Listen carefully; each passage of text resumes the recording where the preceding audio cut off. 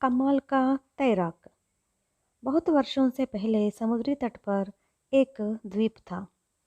उसमें ज़्यादातर लोग मछुए थे। उसी से उनकी जीविका चलती थी। वे पशुओं को भी पालते रहते थे।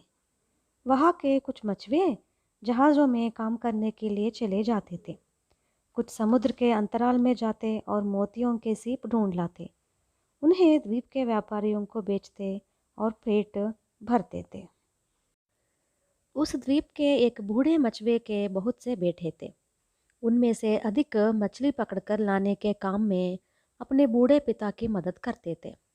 उनका पेशा भी यही हो गया। एक दो ने वाणिज्य नौकाओं में नौकरी पाली। उनमें सबसे छोटे लड़के का स्वभाव ही अन्य से भिन्न था। मछलियों को तड़पते हुए मरना उससे देखा नहीं जाता था। बचपन में जब वह, उसके माता पिता और भाई मछलियाँ पकड़कर टोकरियों में ले आते थे, तो जब वह देखता कि कोई मछली जीवित है तो उसे उठाकर पानी में फेंक दिया करता था। कभी कभी तो टोकरी में से आधी मछलियों को वह बचाता और पानी में फेंक देता था। उसके इस स्वभाव के कारण मछलियाँ पकड़ने के पेशे में वह सफल नहीं हो पाया।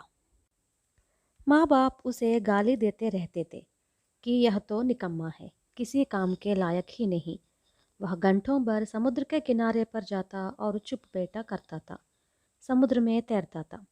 वह भूमि से भी अधिक समुद्र के अंदर कितनी ही विचित्रताएं हैं, रंग और आकर्षणीय दृश्य देखता था। उसने लंबी अवधि तक समुद्र के अंदर ही रहने का अभ्यास किया।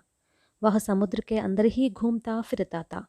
वहाँ की रंग बिरंगी मछलियों, पेड़ों, पौधों तथा विचित्रताओं को देखकर उसे अपार आनंद होता था। इसलिए सबने उसका नाम रखा मछली मनुष्य। वह सवेरे सवेरे जाता और समुद्र में ही अपना समय बिताता था। अंधेरे होने के बाद ही घर लौटता था। उस दिन देखी हुई विचित्रताओं का सविस्तार वर्णन अपने भाइयों को सुनाता था। वह बताता था कि समुद्र में डूबे हुए जहाज़ है, उग आए हुए पौधे हैं, प्रवालों के शीशों पर भिन्न शाखाओं में विभजित लाल और सफ़ेद रंग की टहनियाँ हैं। जब इन सब का बड़े चाव के साथ वह वर्णन करता रहता था, तब उसके भाई समझते थे कि यह सचमुच पागल हो गया है। उसकी ख्याति दिन ब दिन बढ़ने लगी। मछली मनुष्य के नाम से उसे सब जानते थे और पहचानते थे। यह समाचार उस देश के राजा तक पहुंचा। राजा ने उसे एक बार अपने महल में बुलाया। जब वह राजा के दर्शनार्थ महल में गया तो उनकी 17 साल की बेटी भी उसके साथ थी। सुना है तुम समुद्र की बहुत गहराई में जा सकते हो। समुद्र में तैरने वाला तुम्हारा जैसा संसार भर में ढूंढने पर भी नहीं मिलेगा। क्या यह सच है? राजा ने पूछा। मुझे दूसरों के बारे में कैसे पता चलेगा महाराज? उसने कहा। अच्छा, हम भी देखते हैं कि तुम में कितना सामर्थ्य है, राजा ने कहा, और अपनी निजी नौका में अपनी बेटी को भी लेकर उसके साथ समुद्र में चल पड़ा। समुद्र के बीच वह अपनी नौका ले गया और एक सोने के बर्तन को पानी में फेंक दिया। फिर कहा, जाओ इसे ले आओ। वह समुद्र में डूबा, नीचे गया, सोने का बर्तन अपने हाथ में लिया और प्रवाल की एक टहनी को भी तोड़कर ले आया।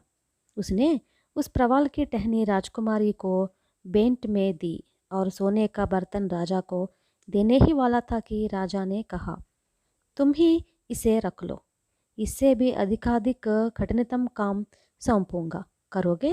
राजा ने पूछा। बताइए, हो सकता है तो अवश्य करूँगा, उसने जवाब दिया। इस द्वीप के चारों ओर जो समुद्र है उसकी गहराई में जाओ और मुझे बताओ कि वहाँ की विशेषताएं क्या है। इसमें तो बहुत समय लगेगा, उसने कहा। मुझे मालूम है, जितना समय चाहते हो लो, आवश्यकता पड़ी तो विश्राम भी करो। बिना इसकी विशेषताएं जाने मेरे पास मत आना, राजा ने कहा। तब आप यही रहिए, कहते हुए राजकुमारी की ओर देखा और समुद्र में डूब गया।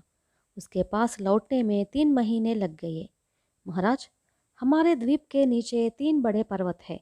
उनके पत्थर साधारण पहाड़ के पत्थर से भी मजबूत है, परंतु उनमें से एक पहाड़ का नाश होता जा रहा है। उसने कहा। नाश हो रहा है? क्यों? राजा ने पूछा। उसके निचले भाग में अग्नि प्रज्वलित हो रही है। वह पत्थर का नाश कर रही है। जिस प्रदेश में यह अग्नि सुलग रही है वहाँ कोई पौधा या कोई मछली भी नहीं है, उसने बताया। थोड़ी सी अग्नि लाकर दिखा, राजा ने कहा। अग्नि लाना कैसे संभव होगा महाराज? उसने पूछा। मैं कैसे बता पाऊंगा, यह तो तुम्ही को मालूम होना चाहिए, राजा ने कहा। वह फिर से समुद्र के गर्भ में गया। अग्नि के समीप जाने का उसने प्रयत्न किया। उसके हाथ पांव जल गए। जले हुए बदन से वह नौका के पास आया और महाराज से बोला, अग्नि को ले आना मेरे लिए संभव नहीं हो पाया। लीजिए इसका यह सबूत, कहकर उसने अपने जले हुए हाथ पांव दिखाए। अब मैं तुम्हारी बातों का विश्वास करता हूँ। तुम सचमुच ही कमाल के तैराक हो, राजा ने कहा। इस बार अग्नि को बहुत निकट रहकर देखा है महाराज। पहाड़ के बृहत भाग का उसने नाश कर दिया है। मुझे लगता है कि निकट भविष्य में द्वीप पर आपत्ति आने वाली है, उसने कहा। राजा ने उसकी बातों का पूरा विश्वास किया और द्वीपवासियों को आदेश दिया कि वे शीघ्र ही द्वीप को छोड़ दें। उनके रहने का इंतजाम भी किया। जब मनुष्य और पशु सब द्वीप को छोड़कर चले गए, तब उसके कुछ समय के बाद वहाँ भयंकर भूचाल हुआ और 1 महीने के अंदर ही द्वीप का एक एक भाग समुद्र में विलीन होता गया। तुम्हारी शक्ति तथा सामर्थ्य के कारण हजारों प्राणी बच निकले। पूछो क्या पुरस्कार चाहते हो? उसने राजकुमारी को देखा पर जवाब कुछ नहीं दिया। राजा पहले ही जानता था कि वह राजकुमारी को चाहता है। उसने दोनों की शादी की और उन्हें अपने ही साथ रखा।